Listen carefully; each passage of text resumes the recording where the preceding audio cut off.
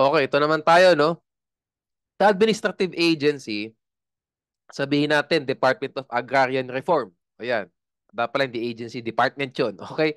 A department provided for a basic formula to compute just compensation. No? So, may computation sila paano mag-compute pag magte-take tayo ng agricultural property, sabihin natin. So, can the courts deviate from this formula? Oh, may formula binigay yung DAR, sabihin natin. Ganito pa natin computein yung ano, pwede bang yung courts, no? May sarili silang formula. The answer is yes. Because the final determination of just compensation is vested in the courts.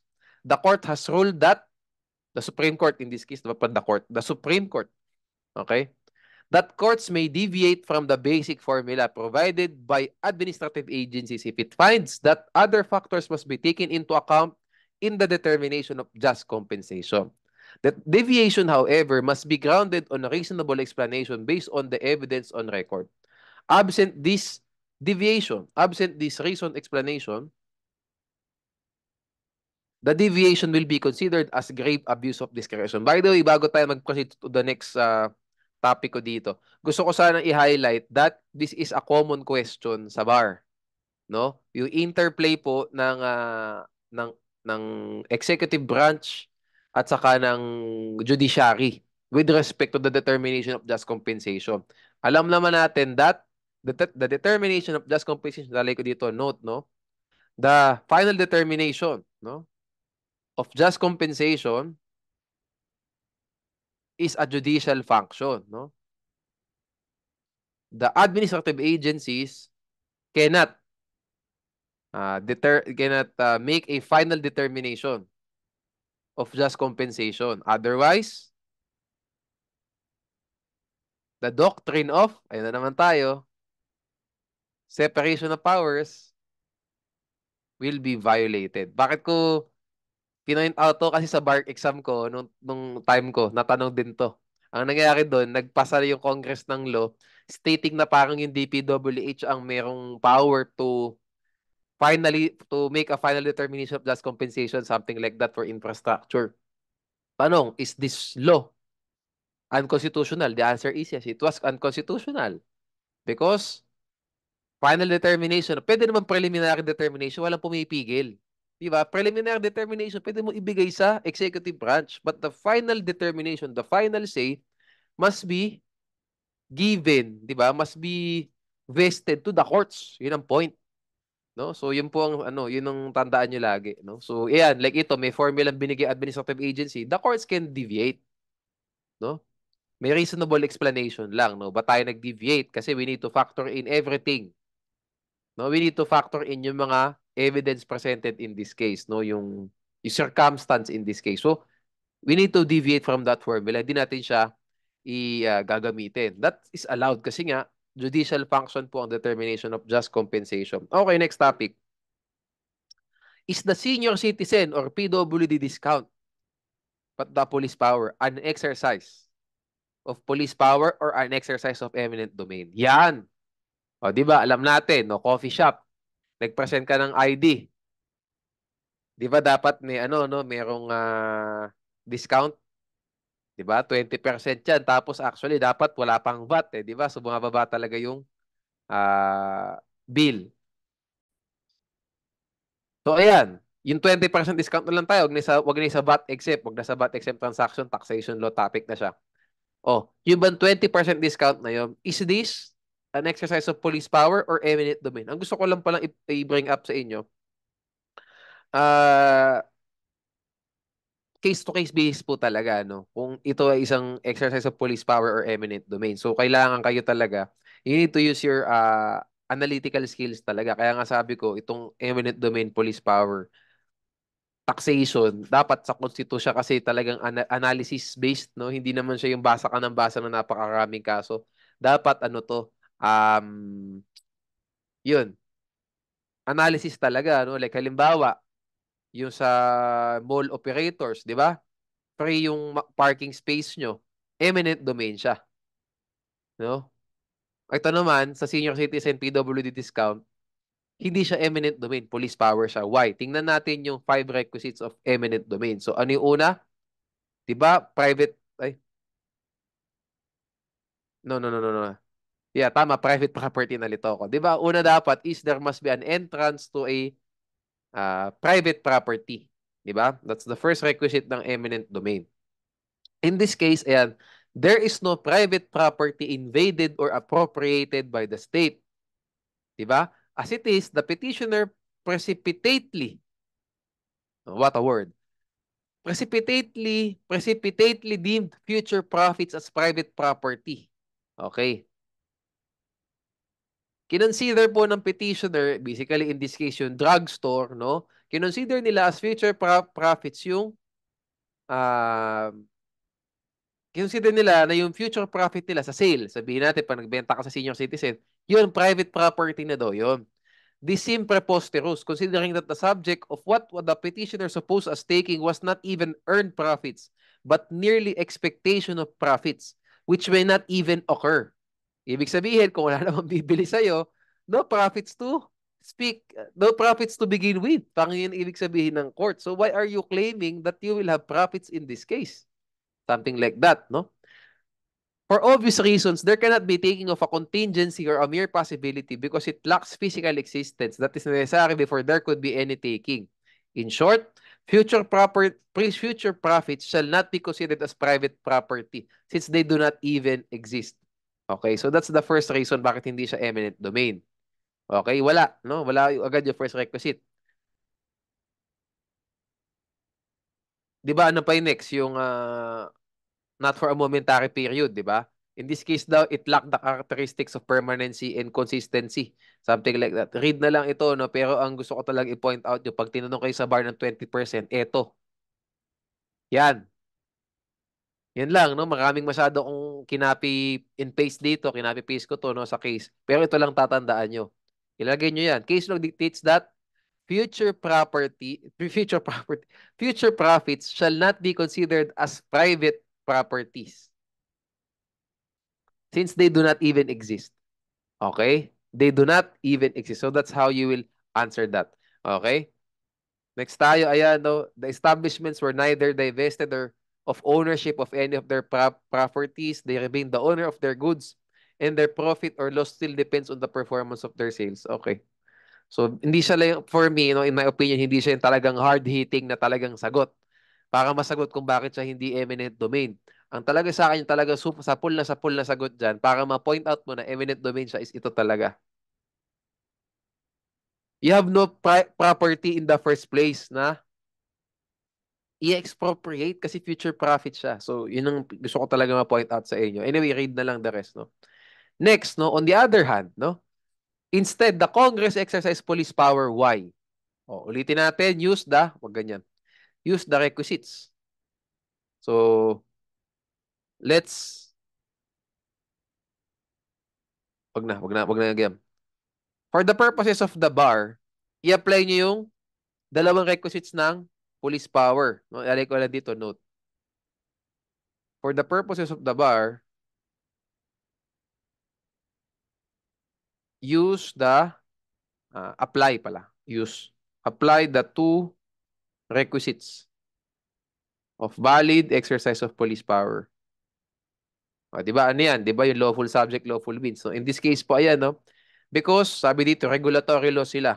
Similar example are the minimum wage law, zoning ordinances, price control laws, laws regulating. Okay. So, compare natin, di ba? Pag sabihin natin, nag-price control tayo, no? Hindi tataas dapat ang presyo ng sibuyas. Are we saying na eminent domain yun? Kasi yung extra, alam niyo, yung extra taas, di ba? Sabihin natin kung 500 per kilo, pin-rice freeze kayo. Pero pwede dapat i-600. Yung ba extra 100 pesos na yun? Are we saying na in-eminent domain kayo? No. Di ba? It's an exercise of the regulatory powers of the state. Di ba? Regulatory law siya. So in this case, so parang ganun din, no? Yung 20% na yun, parang yun yung regulation siya na ibigay natin para sa mga senior citizens. So, for instance, ayan, private establishments cannot protest the imposition of the minimum wage law that it is confiscatory since it eats up a considerable chunk of its profits. Hindi pwede. Diba? Kasi it's just an exercise of police power in favor of labor and social justice. And further, and the imposition of price control is likely a valid exercise of police power. Hindi pwedeng sabihin na the law was depriving them of supposed gains. Okay. Ah. It was ruled that it is within the bounds of the police power of the state to impose burden on private properties, private entities, even if it may affect their profits, such as the imposition of price control measures. So kung ako sa inyo, I don't want you to masyadong mahaba na ganito yung sagot nyo, no? I suggest gamitin nyo yung lawful subject, lawful means. So in this case, what is the interest of the public? Public health, kung sa gamot, di ba? Kasi yung health ng seniors natin. Public welfare din to fulfill yung objective ng Constitution to take care, 'di ba, of senior citizens, take care of the family, basically, no? Tapos lawful means, no? Ito bang measure na to, giving them 20% discount. Means employed, is this reasonably necessary to achieve, to accomplish the purpose, which is to take care of the health and the welfare of the elderly? Yes. 'Di ba? Mas mura kasi syempre hindi naman na same ang pricing ang buying capacity ng seniors kasi retired na nga, 'di ba? Now you accomplish, 'di ba? And hindi naman siya unduly oppressive upon individuals kasi it applies to everyone naman.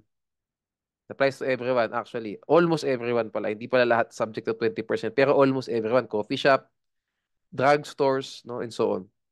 Restaurants. Okay. Kayo na bahala, pero I suggest pag tinanong kayo na, is this a valid exercise of police power? I-invoke nyo muna yung two requisites of police power. Exercise of police power, valid. Sa kanyo ipasok tong mga dialogue na yan. Okay? Kasi yan, pahapyaw yan. Basically, para sa akin, extra supporting legal basis yan. Pag talaga binanggit yung police power, hindi pwede hindi makikita sa inyo yung lawful subject, lawful means. Yun lang naman ang gusto kong sabihin. Next tayo. Two stages, okay, nilagay ko lang din dito, no? Pakibasa na lang. Pero this is a remedial law topic. Okay?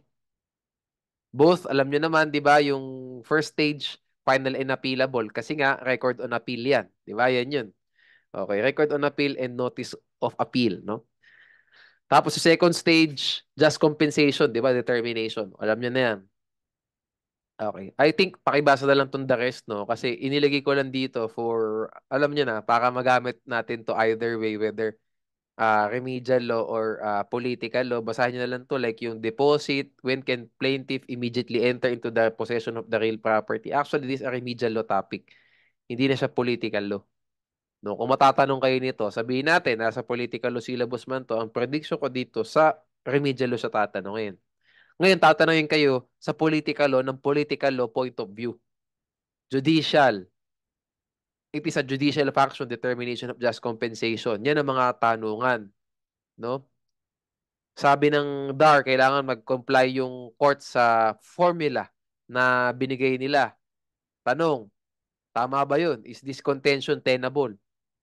No. Diba? It's untenable because it encroaches upon the functions of the judiciary. Something like that. Ganun ang mga tanungan. Was there taking? What's the difference between police power and eminent domain? Ganyan yung mga tanong. Okay? Basically, parang gusto ko lang i-point out sa inyo, pag tinanong tayo sa bar, kailangan i-take into account nyo rin kung ano yung subject na sinasagutan nyo. No? Hindi dahil, like halimbawa, yun sa adoption. Adoption, nasa civil law yan at saka nasa remedial law. Pero syempre, iba approach dyan. Pag tinanong kayo ng adoption sa remedial law, more on sa procedure. Like who may adopt? Procedure yan. Who may be adopted. Pero pag tinanong tayo sa civil law, ng adoption, more on the effects of adoption. Diba? Ito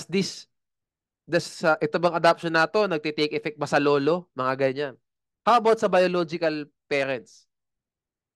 Ganun ang mga tanungan sa civil law. Basically, yung latter part ng Adoption Act, nung domestic administrative Sabi- Administrative Adoption Act, nalito na. Okay. Ayun, ganun, no? Pero yung who may adopt, yung whose consent is required, di ba yung mga ganyan, para magkaroon ng valid petition for ng valid adoption, di ba kailangan mayroon sa asawa, sa legitimate children, if matanda na, and so on and so forth. Okay? Yan yung mga kailangan yung alamin for remedial law. Sa adoption, sa civil law, doon naman sa effects. Ganyan dapat kayo pag nagkakaroon ng basically ng double ng isang topic, dalawang beses tinanong dalawang beses na cover sa syllabus, alamin nyo kung ano ba yung perspective. Like in this case, nilagay ko na lang dito para isahan na lang din, no? Pag nagtakil ako ng remedial sa inyo, dito ako magfo-focus. 'Di ba? Pag political law naman doon sa taas. Okay? Ayan, no? Just read this one na lang, no? Ayan, for the republic to be able to take possession of the property, the law mandates that it must first pay the landowner 100% of the zonal value. Ito po, kapag RA 8974, meaning, tinake po ng national government yung property for national infrastructure projects. 'Di ba? Ah, iba ang inideposit ng state kapag national infra compared sa Rule 67. Sa Rule 67, assess value lang 100%, di ba? Mas malaki po sa national infrastructure kasi 100% zonal value ng lupa plus the replacement cost of the improvements plus the current market value of the crops and trees. So malaki ang ibibigay, ang idideposito natin bago pa man tayo magkaroon ng final determination of just compensation. Kasi yung zonal value, hindi rin naman accurate all the time, di ba? Sa BIR, baka minsan mas mahal pa talaga in real life yung market value, no? So, ganun, something like that, no? So zonal value, replacement cost, so improvement, so babayaran mo rin yung bahay, di ba, mahal? Babayaran mo yung mga puno at yung mga nakatanim dyan. On the other hand, dito sa assess value Rule 67, yun lang. On the other hand, sa Rule 67, assess value lang ng property. Yun lang. Anyway, may assess value naman iba. Ang assess value po, no, pag nag-practice na kayo, iba po ang assess value ng bahay at saka assess value ng lupa. Kung iti-take sila pareho silang babayaran ng assess value. Pero assess value lang yan, hindi siya ganun kataas kumpara sa zonal value. No, tandaan niyo, pag nasa ano na kayo, may experience na kayo, normally mas mataas po ang zonal sa assessed. Kasi na-update, mas madalas yung zonal. If mas na-update siya normally. So, mas mataas talaga. Something like that. Tapos, lastly po dito sa LGU, no? Iba rin. Sa LGU naman, 15% of the assessed value lang. So, mas maliit pag LGU ang mag-expropriate. Making a deposit with the proper court of at least 15% lang of the current of the assessed value. Pag sinabing tax deck, assessed value yan. Okay? So, ayan. Ito pala, may isang magandang topic ako dito nilagay, no? The amount to be paid shall be based on the fair market value at the time of the taking of the property. So, yan. Filing of a complaint implied taking. Entrance is actual taking. So, whichever comes first will be the reckoning point to determine the fair market value. Okay. So, yan po, no? So, sabihin natin, nauna, actually dapat to, number 4 to. The amount of just compensation.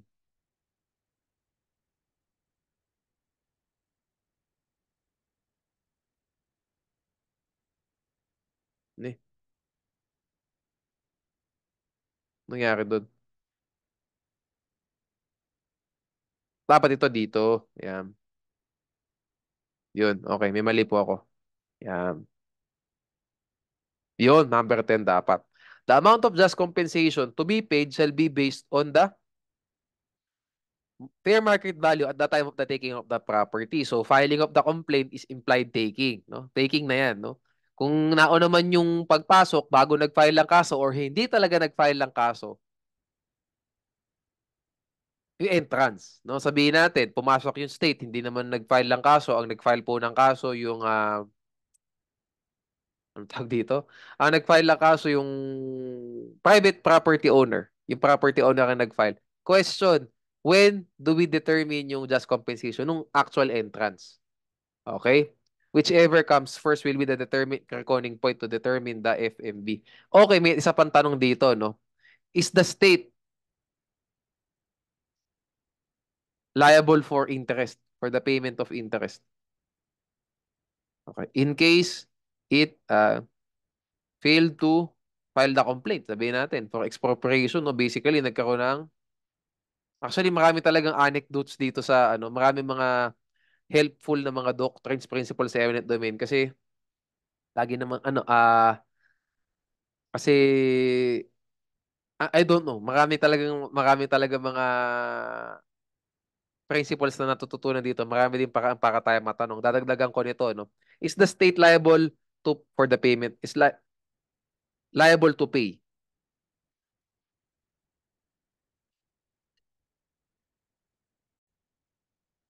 O ito, last topic for ano no, for eminent domain. Ito, eminent domain, nabasa ko ito, kinuha natin to from a recent bar exam question, no. So nung ano to, 2023 bar, no. 2023 bar ilagay natin. No? Nasa ano po ito, no? Check na lang din.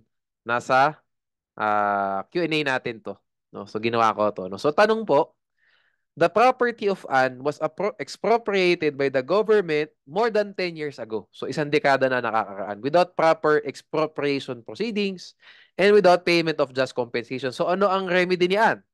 'Di ba? Inverse condemnation. File siya mismo magka-file ng kaso. Since then, the value of the Philippine peso has greatly depreciated while the inflation rate has increased. Okay? Ana contends that in the interest of justice and fair play, the inflation rate and the depreciated value of the peso should be taken into consideration in the computation and payment of her long-delayed just compensation. Question is incorrect. The answer is yes. Tama po siya dyan, ha? So basically, ang ano po no, ang pag magde-determine tayo ng fair ng tawag dito, ng just compensation. Ayan. Case lang, so parang ito kasi nilagay ko sa una natin topic dito. Ano ang reckoning point ng just compensation? Di ba? The time of the taking, whichever comes first, whether filing of complaint or yung entrance, actual pasok mo sa property. Pero pwede bang magkaroon ng additional yan? Taking into account yung taon na lumipas? Yes. No? Pwede, no? Case law dictates that just compensation envisions a payment in full of the expropriated property. Thus, interest on the unpaid compensation becomes due as compliance with the constitutional mandate on eminent domain and fairness na rin siya, di ba? The reason is that just compensation would not be just if the state does not pay the property owner interest on the just compensation from the date of the taking of the property. So, ang mangyayari dyan, sabihin natin, 2010, tinake yung property, walang kasong final. So, actual taking, di ba?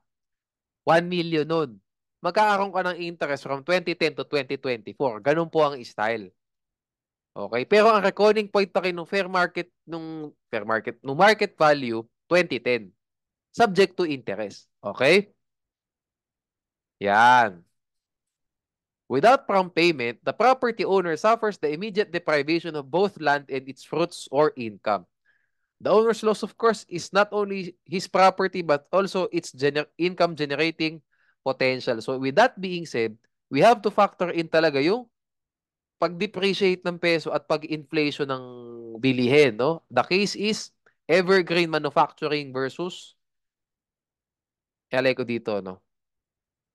Evergreen Manufacturing versus Republic, no? 2017 case. Okay? Paano ba maayos, no? May interest. Pero tandaan nyo, ang reckoning point still the same. Pag nag-file ng kaso ang state, yun ang reckoning point ng just compensation kasi implied taking siya. Actual taking, entrance, no? Implied daw constructive. Anyway, you get the point, no? Implied or constructive taking. Actual taking yung pinaka-entrance talaga doon sa property. Whichever comes first, yun yung reckoning point. Magkano bang market value niya? Subject to interest na lang pag hindi ka talaga nagbayad for a long period of time. Just like what happened in this bar question. Okay? Tapos na tayo sa fundamental powers. Next video natin for Consti 2. Section 1 na tayo mga kapatid. Due process at saka equal protection clause.